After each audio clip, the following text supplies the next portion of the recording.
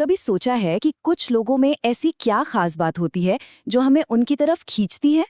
ये सिर्फ उनका दिखना नहीं होता, बल्कि उनका व्यक्तित्व होता है, उनकी पर्सनालिटी।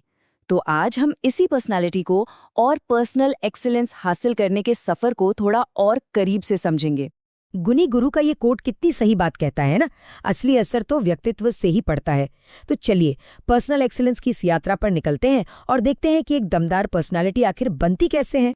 इस सफर में हमारे 5 पड़ाव होंगे। हम ये समझने से शुरुआत करेंगे कि पर्सनालिटी आखिर है क्या, और फिर धीरे धीरे इसे निखारने के कुछ प्रैक्टिकल तरीकों पर भी नजर डालेंगे। तो तैयार है? चलिए शुरू करते हैं। तो सबसे पहला और सबसे ज़रूरी सवाल, जब हम पर्सनल एक्सीलेंस की बात करते हैं तो इस शब्द व्यक्तित्व का असली मतलब क्या होता है? क्या ये सिर्फ हमारा बाहरी तौर तरीका है या फिर इससे कुछ ज़्यादा गहरा है? गुनी गुरु के हिसाब से पर्सनालिटी सिर्फ हमारा व्यवहार नहीं है, बल्कि ये तो हमारे अंदर की दुनिया का आईना है, हमारी सोच, हमारे नज़रिए और हमारी भावनाओं का एक रिफ्लेक्शन। मतलब बदलाव की शुरुआत अंदर से करनी होगी। और यही तो हमारा लक्ष्य है, अपने अंदरूनी पहलुओं पर काम करके अपनी पर्सनल और प्रोफेशनल लाइफ में एक नई ऊंचाई तक पहुंचना। ठीक है, ये तो समझ आ गया कि पर्सनालिटी क्या है, पर इस पर काम करना इतना ज़रूरी क्यों है? क्या फ़र्क पड़ता है इससे हमारी ज़िंदगी में? और देखिए, मज़ेदार बात यह है कि इसका असर दोनों जगह पड़ता है। एक अच्छी पर्सनालिटी हमें अपनी फैमिली के लिए एक बेहतर इंसान बनाती है, और साथ ही हमारे काम में हमें एक वैल्यूएबल एसेट भी बनाती है। मतलब फ़ायदा ही फ़ायदा। सोचकर देखिए, जब आत्मविश्वास बढ़ता है तो पॉजिटिविटी अपने आप आती है। जब पॉजिटिविटी आती है तो स्ट्रेस कम होता है। ये सारे फायदे एक दूसरे से जुड़े हुए हैं और एक ज्यादा खुशहाल और कामयाब जिंदगी की नींव रखते हैं। चलिए, अब थ्योरी से थोड़ा हटकर प्रैक्टिकल बातों पर आते हैं। रोज की जिंदगी में हम ऐसे कौन से छोटे छोटे बदलाव ला सकते हैं जिनसे हमारी पर्सनालिटी में बड़ा फर्क दिखे? पता है, प्लैनेट स्पार्क के मुताबिक 70% से भी ज्यादा कम्युनिकेशन नॉन वर्बल होता है। मतलब हम क्या बोल रहे हैं उससे कहीं ज्यादा जरूरी ये है कि हम कैसे बैठते हैं, कैसे चलते हैं, हमारा आई कांटेक्ट कैसा है। ये छोटी छोटी चीजें बहुत बड़ा असर डालती हैं। अब ये सब सुनकर लग रहा होगा कि ये तो बड़ी मेहनत का काम है, लेकिन जरूरी नहीं। कभी कभी सबसे अच्छी सीख तो खेल खेल में ही मिल जाती है।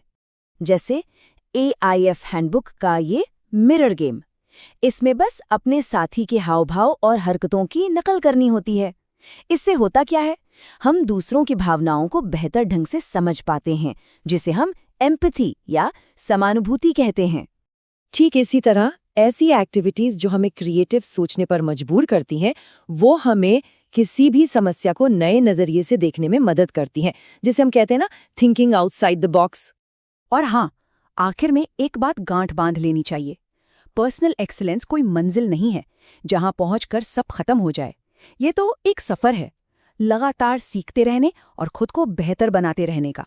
AIF हैंडबुक ने इसे समझने के लिए 10 जरूरी लाइफ स्किल्स को 3 हिस्सों में बांटा है: सोशल स्किल्स, थिंकिंग स्किल्स और इमोशनल स्किल्स। ये एक तरह से हमारे पूरे विकास का एक शानदार रोड मैप है। तो असल बात यह है कि हमें एक्टिवली विकास की राह पर चलना होगा, चाहे वो कम्युनिकेशन स्किल्स को सुधारना हो, अच्छी किताबें पढ़ना हो या पॉजिटिव लोगों के साथ रहना हो। यही वो छोटे छोटे कदम हैं जो हमारी पूरी क्षमता को अनलॉक करते हैं। और अंत में ये पूरी यात्रा सिर्फ खुद को बेहतर बनाने के बारे में नहीं है। जब हम बेहतर बनते हैं तो हमारे रिश्ते भी बेहतर होते हैं। हम अपने आसपास के लोगों से और भी गहराई से जुड़ पाते हैं और उन्हें समझ पाते हैं। तो इस पूरी पड़ताल ने हमें एक नक्शा तो दे ही दिया है, लेकिन सफ़र की शुरुआत तो पहले कदम से ही होती है। तो सवाल ये है कि आज आपका वो पहला कदम क्या होगा?